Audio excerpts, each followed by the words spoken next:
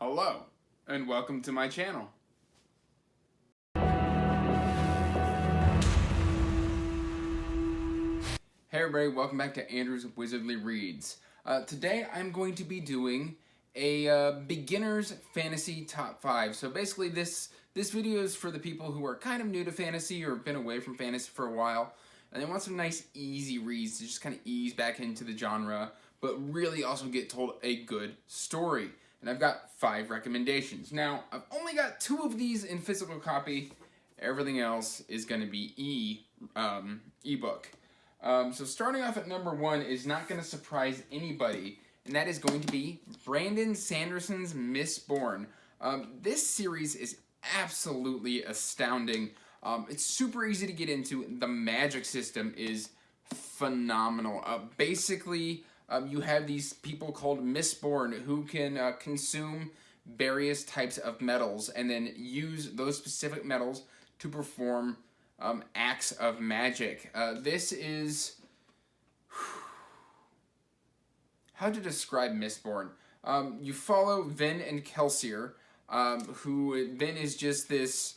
she starts out as just this kind of street urchin, while Kelsier is almost a freedom fighter.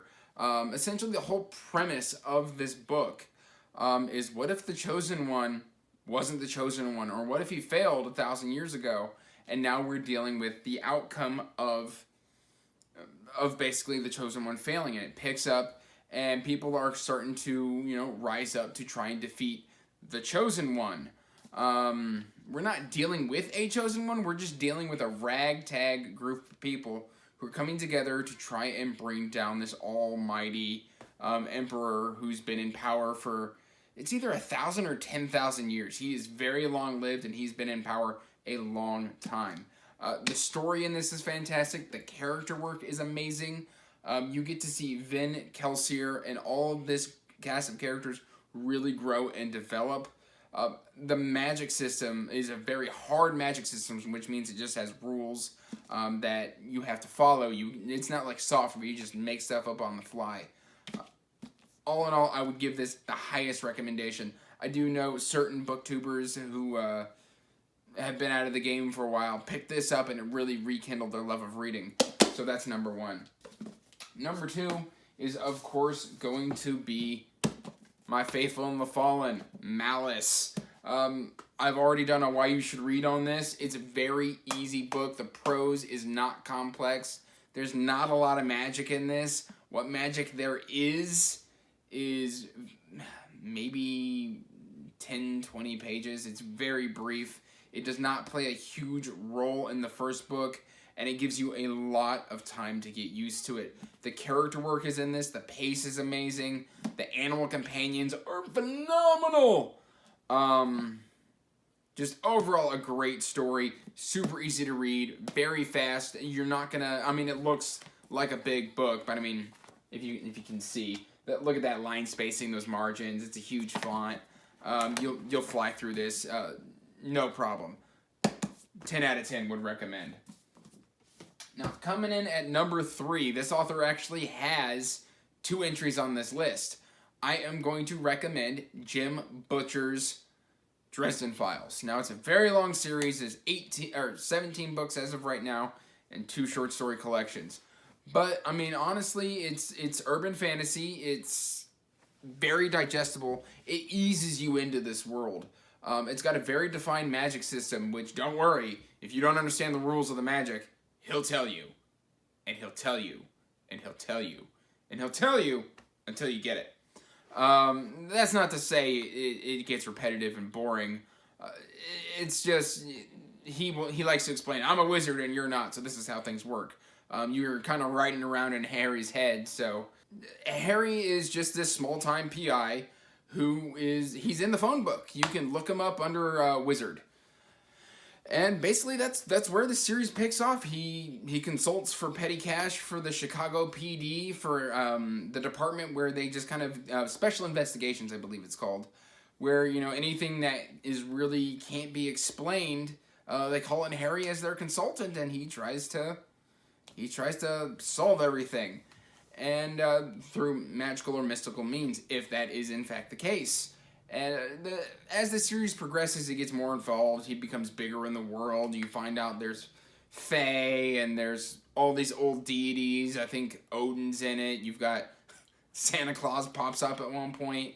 It is just this. It's a very big series. It gets a high recommend. All right, and coming in at number 4, we've got the Codex Alera series, also by Jim Butcher. Basically, this series was written by Jim Butcher on a dare from a forum. He said, I can write a story for anything. And somebody said, I bet you can't write a story mixing Pokemon and the Lost Roman Legion. And he said, watch me. That's what he did. This is a 6-book series. It's super accessible. Basically, you follow a young boy named Tavi throughout his entire life as he grows up. Well, not his entire life, but I think the series starts, he's 11, and he is one of the only boys who does, one of the only people in this world who does not have what is called a Fury, which is kind of your Pokemon aspect.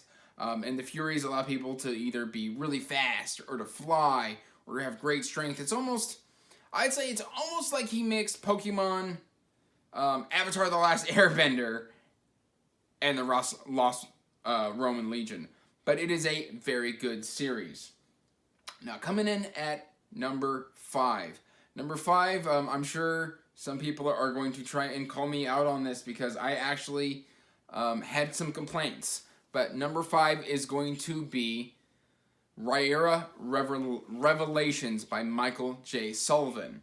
Now, this is a very accessible, very easy to get into fantasy series. In fact, if you go on to the author's website, you can buy signed copies, which I fully recommend you do. It's a little bit of an upcharge, but I mean, I love signed copies. My Mistborn, which I've also bought off of Sanderson's website, is signed for like $35. It's a great deal. Always worth trying to go out and get the signed copy if it's cheap. Revelations follows Hadrian and what's his name? Royce. Sorry, Hadrian and Royce. They are 2 thieves, part of a band of just 2 people called Rhaenyra, and they are thieves for hire. Honestly, this lands them in hot water one day, and they get sucked into this royal intrigue that spans the rising and falling of empires. We dive into ancient hidden worlds. It's just a very, very solid story. There were some aspects that I didn't think were super strong. Again, that just may be me personally. People in my Discord basically said, if that's all that's really bothering you, you've got it pretty good. So I am going to give this a recommend at my number 5.